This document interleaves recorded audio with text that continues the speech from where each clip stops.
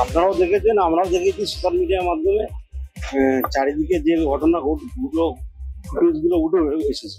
কোথাও টাকার মাধ্যমে দিয়ে নিয়ে গিয়েছে, কোথাও মদের মাংসের মাধ্যমে দিয়ে নিয়ে গিয়েছে, কোথাও হকারদের বা সাধারণ অটোওয়ালা, ভ্যানওয়ালা, টোটোওয়ালাদের জোরপূর্বক মানে 21শে জুলাই সমাবেশে নিয়ে গেছে। তৃণমূল দলের বর্তমান যে অবস্থা, মানে মানুষ স্বেচ্ছায় যাচ্ছে না, জোর করে শাসক দল ভয় ভীতি দেখিয়ে নিয়ে যাচ্ছে এবং অর্থের বিনিময়ে নিয়ে যাচ্ছে।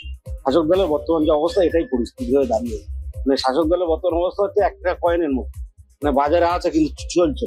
নমস্কার বন্ধুরা, আমার নাম ধ্রুবজ্যোতি সরকার। 21শে জুলাই মুখ্যমন্ত্রীর সভার পর একটি বাসে টাকা বিলির ভিডিও ভাইরাল। ঘটনাটি ঘিরে দত্তপুকুর কাশিমপুরে রাজনৈতিক তরজা শুরু। বিরোধীরা তৃণমূল কর্মীদের জড়িত বললেও তৃণমূল এই অভিযোগ অস্বীকার করেছে। ভাইরাল ভিডিও ঘিরে উত্তাল দত্তপুকুর। ভিসিটি ও ভিআরপি টিম তারা সরকারি কর্মরত, তাদেরকে হুমকি দেওয়া হচ্ছে যে আপনারা যদি 21শে জুলাই না যান আপনাদের কাজটা খেয়ে নেওয়া হবে।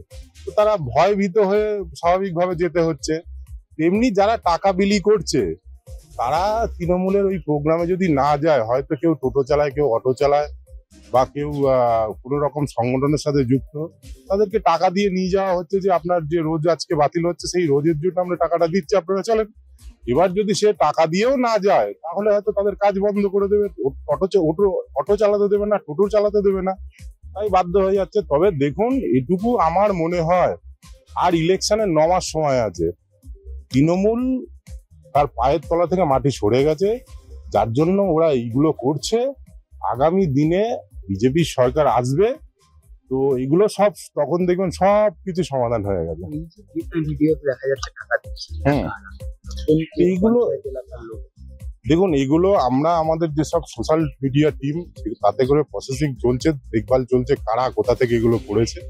তো আমরা যতটুকু সূত্র মারফত বা প্রেসের বেশ কিছু সোশ্যাল মিডিয়া মারফত পেয়েছি, যেটা আমাদের কাশিমপুর এরিয়ার বেশ কিছু অঞ্চলের লোকজন ছিল, সেটা আমাদের শোনা। যদিও সেটা মানে আমরা যাচাই করিনি এখনো পর্যন্ত, তার চলছে আমাদের মধ্যে যে এটা কোন অঞ্চলের। তো আমরা যতটুকু আওয়াজ পাচ্ছি, যেটা কাশিমপুর অঞ্চল, যেটা আর কি মানুষ আমাদেরকে বলছে, যেটা কাশিমপুর অঞ্চলের, তো ওই দিকেরই হতে পারে। একটা ভিডিও ভাইরাল হয়েছে, এমন কোন কাশিমপুর অঞ্চলের তৃণমূল কংগ্রেস কর্মীদের অভাব পড়েনি যে কাউকে টাকা দিয়ে ধর্মতলায় নিয়ে যেতে হবে। আমাদের প্রচুর বাস, প্রচুর টোটো, প্রচুর অটো, প্রচুর প্রাইভেট কার গেছে। এবং এমনকি আমরা এই যে আমাদের পাশে এখানে বসে আছে আমাদের পাইকপাড়ার নেতৃত্ব বুথ সভাপতি, আমাদের যারা সদস্য তাদের লোকেরা বসে আছে, ওখানে আমরা বাসে জায়গা দিতে পারিনি। অনেক মানুষ আমাদেরকে উল্টে খিস্তি গালাগালি করছে যে আমরা যাবো, যেতে পারলাম না, পুরো ব্যবস্থা করতে পারোনি। এবং টাকা দিয়ে লোক নিয়ে যাওয়ার মতো অবস্থা দুর্দশা তৃণমূল কংগ্রেসের এখনো আসেনি।